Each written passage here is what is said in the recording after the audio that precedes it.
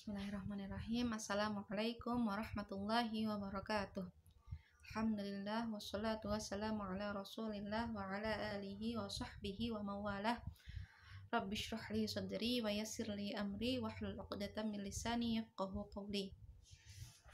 Alhamdulillah, pada pertemuan sebelumnya telah kita bahas muqaddimah daripada matan Jauharatut Tauhid dari bait pertama sampai bait keempat.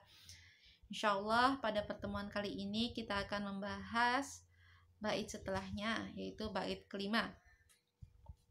Namun sebelum kita memulai pelajaran kita, marilah kita mulai pelajaran kita dengan bacaan basmalah. Bismillahirrahmanirrahim. Qala al-musannifu rahimahullahu ta'ala nafa'ana bi'ulumihi fid dharaini amin. Wa ba'du fal ilmu bi aslid dini muhattamun yahtaju lit-tabyini. Lakin minat tatwili kallatil himam fasara fihi al-ikhtisaru multazam.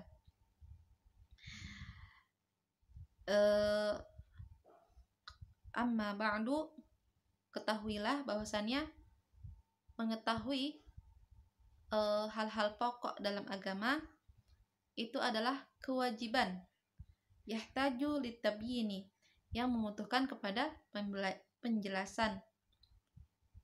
Lakin minat tatwili kallatil himam, namun karena panjangnya penjelasan tersebut, kallatil himam, membuat sebagian para pelajar itu kelelahan.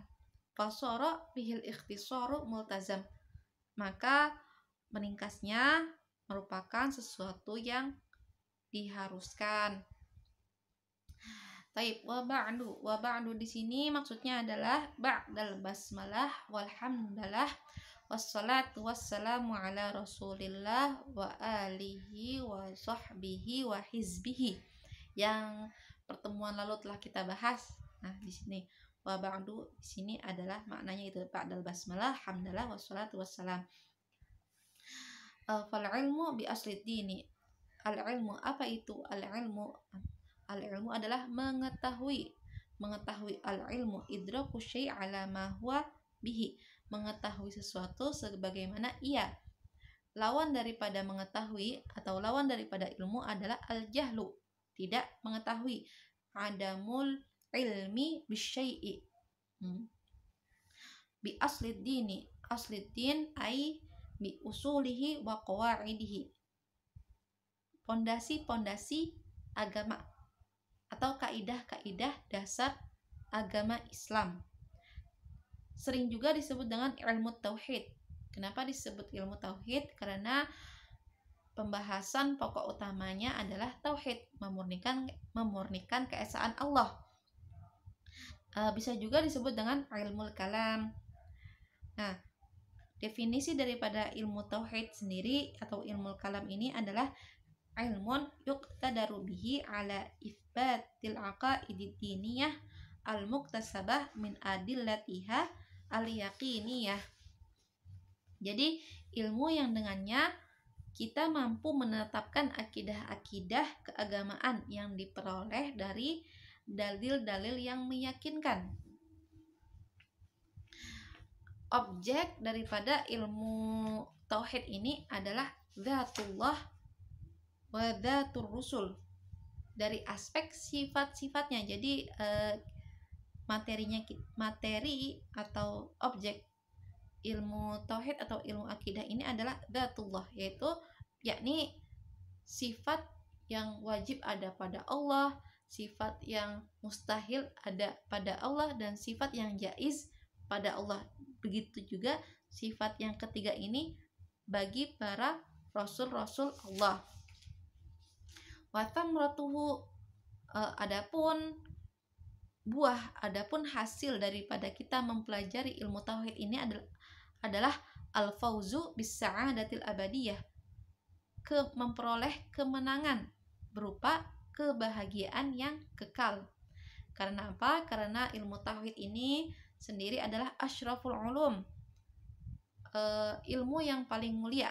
Itu tadi karena materinya atau objeknya sendiri berhubungan langsung dengan dzatullah wa dzatu rusulih. Wa wadi'uhu, dan pelopor atau penulis yang menuliskan, membukukannya pertama kali adalah Syekh Abul Hasan Al-Asy'ari dan Abu Mansur Al-Maturidi. Ya, yang beliau-beliau ini adalah para pemimpinnya madhab Ahlus Sunnah wal Jamaah. Nah, tadi al-ilmu bi asli dini ini hukumnya muhattamun, wajib secara syariat. Dalilnya apa? Qala ta'ala fa'lam annahu la ilaha illallah.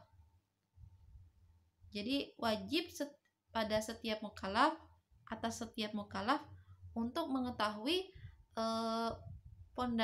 pondasi-pondasi atau fundament-fundament pada akidah Islam dengan dalil-dalil atau argumentasi secara global atau secara terperinci, tafsili. Nah, untuk mengetahui dalil-dalil secara global ini, itu hukumnya fardu ain. Jadi setiap mukallaf, muslim, muslimah, ya setiap insan, setiap individu itu wajib mengetahui argumentasi yang global ini. Gitu. Jadi ketika dia tidak mengetahuinya, dia mendapat dosa. Namun adapun mengetahui dalil-dalilnya atau argumentasi-argumentasinya secara terperinci, itu hukumnya fardu kifayah. Fardu kifayah maksudnya ketika misalkan di dalam satu desa telah ada satu orang yang mempelajari akidah ini dengan dalilnya yang terperinci, maka gugur kewajiban orang-orang desa tersebut untuk mempelajarinya juga secara terperinci. Namun tetap wajib mengetahui dalil-dalilnya yang global itu, setiap individu daripada kita.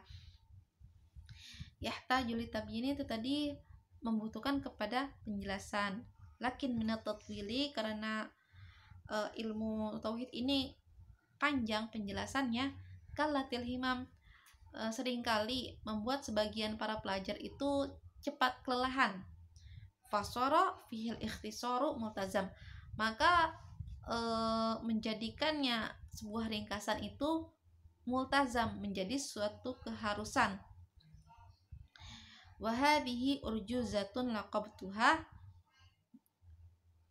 dan inilah urjuzah ay manzumah, kumpulan nazam atau kumpulan bait min bahri rojaz, dari bahar yang berbahar rojaz. Laqabtuha, yang aku beri nama atau ja'altu laha laqab jauharatat tauhid. Jauharatat tauhid, jauharah tauhid. Ma makna jauharah? Al jauharah bermakna al-lu'lu'ah, mutiara an-nafisah, yang berharga. Ibaratnya mutiara itu adalah walaupun dia kecil, namun dia sangat berharga, dia mempunyai nilai yang tinggi dan juga mahal harganya gitu. Nah, ini juga begitupun musannif atau nazim memberi nama pada nazam ini Jauharatut Tauhid karena qad hadzabtuha. Kata musannif qad hadzabtuha, aku telah membersihkannya, aku telah memilah-milahnya dari segala akidah-akidah yang fasid, yang rusak. Makanya itu ketika seperti juga mutiara yang telah sebelum menjadi mutiara itu harus dibersihkan dari kerangnya, belum lagi harus dikerik ya dan sebagainya. Nah, di situ dia menjadi sesuatu yang berharga kemudian, karena pembahasannya juga sangat-sangat indah gitu, seperti mutiara itu.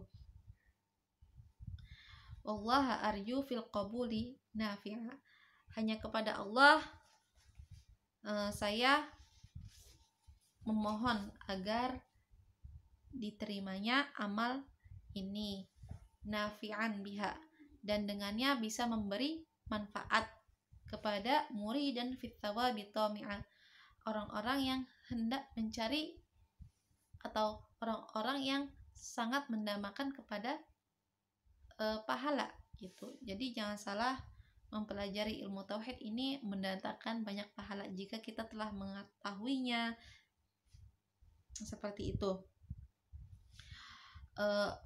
Fakullu man kullifa syar'an wajaba alaihi ay ya'rifa ma qad wajaba lillahi wal jaiza wal mumtani'a wa mithla dha li ruslihi fastami'a. Setiap orang mukallaf dalam hukum syariat wajib mengenal sifat wajib, jaiz, dan mustahil bagi Allah. Demikian juga sifat yang wajib, mustahil, dan jaiz ini diketahui juga bagi para utusannya atau para rasul-rasulnya. Fastami'a, maka dengarkanlah dengan seksama.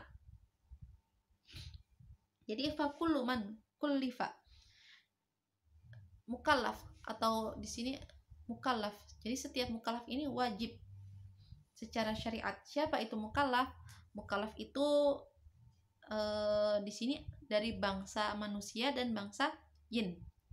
Bedanya bangsa manusia mukallaf dari kalangan bangsa manusia itu dia adalah al-baligh, orang yang sudah baligh, terus al-aqil yang berakal, alladzi balaghathu da'wah, dia juga telah sampai padanya dakwah, kemudian salimul hawas, anggota badannya utuh. Utuh di sini maksudnya tidak menghalangi dia untuk melakukan apa yang dibebankannya itu. Nah, ini pada bangsa manusia. Sedangkan pada bangsa jin juga mereka itu mukallaf, dibebani. Fahum mukallafuna min asli khilqah. Namun di sini bangsa jin itu telah mukallaf sejak dia diciptakan, sejak ia diciptakan. Jadi sudah mukallaf sejak lahir. Gitu. Kalau bangsa jin ya.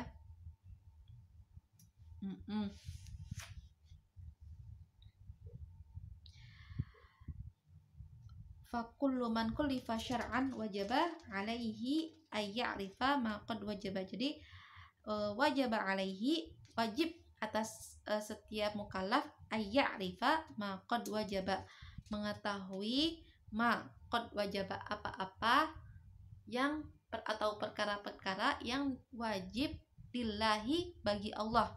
Perkara-perkara di sini maksudnya sifat-sifat wajib bagi Allah. Nah, wajib di sini ketika kita tidak mengetahuinya berarti kita mendapat dosa ya. Jadi ada wajib pengertiannya itu ma yuthabu ala fi'lihi wa yu'aqab ala tarkihi. Barang siapa yang mengerjakannya akan mendapat pahala, dan barang siapa juga yang meninggalkannya maka dia mendapat dosa. Nih, wajib alaihi ay ya'rifa ay yajzima jazman mutabaqan bil waqi' an dalilin. Jadi mengetahuinya ini tidak hanya sekedar mengetahui, namun juga berdasarkan argumentasinya. Maqad wajaba wujuban aqlian, wajib mengetahui apa-apa yang wajib atau perkara-perkara yang wajib bagi Allah secara aklan, wujuban aqlian. Apa itu wajib akal? Wajib secara akal, wajib akli namanya, yaitu ma la yutasawwaru aqlan adamuhu, apa-apa yang ketiadaannya itu tidak tergambarkan kepada akal, tidak tergambarkan pada akal kita. Seperti misalkan kekuasaannya Allah itu mustahil tidak ada. Mustahil tidak ada maksudnya ketika kita menggambarkan Allah itu misalkan tidak berkehendak atau tidak berkuasa, itu akal kita otomatis menolak karena mustahil Allah tidak berkehendak. Nah, itu namanya wujub akli. Jadi dia wajib akli. Maka dari itu Allah itu wajib secara akal dia itu berkehendak atau berkuasa. Nah, di situ wajib akal. Yang mana akal itu ketika membayangkan dia tiada, maka mustahil. Fayajibu 'alal mukallaf ma'rifatu ma wajaba fi haqqihi ta'ala tafsilan fi maqamat bihil adillah. Nah, ketika setiap mukallaf mengetahui sifat-sifat wajib bagi Allah, wajib setiap mukallaf ini mengetahui dengan dalil-dalil yang tafsil, dalil-dalil yang terperinci gitu, dari berupa dalil akliyah, dalil-dalil yang berdasarkan kepada akal, ataupun berupa dalil-dalil nakliyah yang dinukilkan dari Al-Quran dan Sunnah. Sifat wajib ini ada 20 yang insya Allah akan kita bahas pada pertemuan selanjutnya di pelajaran ini. Adapun selain sifat-sifat wajib ini atau yang menyempurnakan daripada sifat-sifat ini, itu diketahui dengan argumentasi secara global tidak mengapa. Wal jaiza aqlan. Nah, yang mengetahui wal jaiz, wajib juga mengetahui, wajib juga mempelajari, mengetahui bagi kita setiap mukallaf apa-apa yang jaiz, apa-apa yang boleh dilakukan oleh Allah Subhanahu wa taala. Apa itu jaiz aqlan? Jaiz aqlan di sini ma yasihu fil aqli wujuduhu wa adamuhu. Jadi ketika Allah melakukannya atau tidak, ya itu boleh-boleh saja, sah-sah saja. Seperti misalkan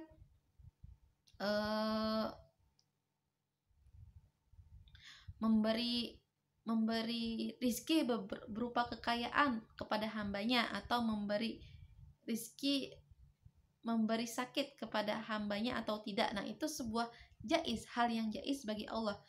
Tidak ada suatu kewajiban bagi Allah, dia wajib untuk ini atau dia wajib untuk memasukkan hambanya misalkan ke dalam surga, itu tidak ada kewajiban bagi Allah. Nah, di sini ketika sifat jaiz ini ma yasihu fil aqli wujuduhu wa adamuhu. Wal mumtani'a atau mustahil ma yastahilu fi haqqihi ta'ala aqlan. Apa-apa yang mustahil bagi zat Allah secara akal. Mala yutasawwaru fil aqli wujuduhu. Jadi wujudnya itu tidak mungkin adanya pada akal kita. Misalkan seperti apa? Allah itu membutuhkan kepada selainnya. Nah, itu la yutasawwaru fil aqli. Gak mungkin kita bayangkan di akal kita, karena kita tahu bahwasanya Allah itu berdiri dengan sendirinya. Beliau itu dia adalah zat yang berdiri sendiri tanpa membutuhkan kepada apapun, zat yang independen gitu. Wa mithlu dan begitu, dan yang demikian ini, yang 3 sifat ini, sifat tadi sifat wajib, sifat jaiz, dan sifat mustahil, wajib juga kita ketahui bagi para rasul-rasulnya gitu. Fastami'a, maka dengarkanlah ma'ul qiya ilaika minal umur, dengan seksama ya. Taib, itu tadi pembahasan kita pada hari ini, yang pada intinya bahwasannya setiap mukallaf itu wajib, setiap mukallaf dari bangsa manusia dan bangsa jin itu wajib untuk mengetahui atau mempelajari ajaran-ajaran pokok, pondasi-pondasi pokok dalam agama. Di antara pondasi-pondasi pokok dalam agama itu adalah mengetahui sifat wajib bagi Allah, sifat mustahilnya dan juga sifat jaiz bagi Allah Subhanahu wa taala. Begitupun sifat wajib, mustahil dan jaiz ini wajib kita ketahui pada rasul-rasul Allah Subhanahu wa taala. Baik, hada minni. Jika antum ada pertanyaan silahkan nanti chat saja. Mohon maaf jika